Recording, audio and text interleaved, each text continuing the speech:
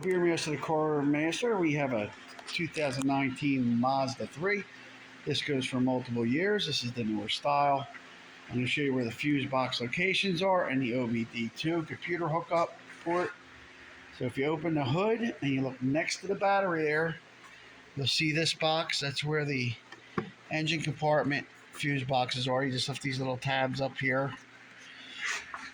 There's one here. It looks like it's a little tough to get to, but you put a little pressure, you pull it.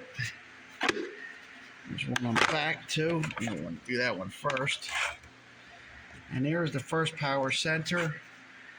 If you look under here, it tells you what number the fuses are. You will have to match them up using the owner's manual to the number.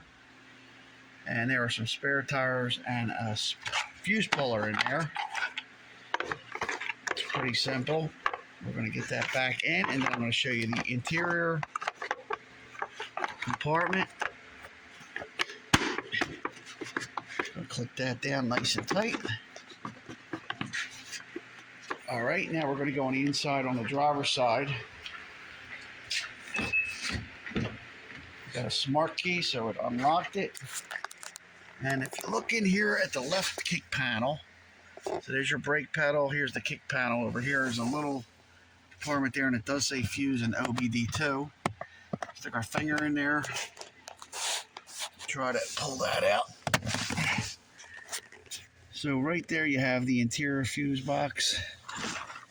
And let's see where the OBD2 is. It's actually above that. If you look above it, there's the OBD2. There's the interior fuse box, and there's the OBD2.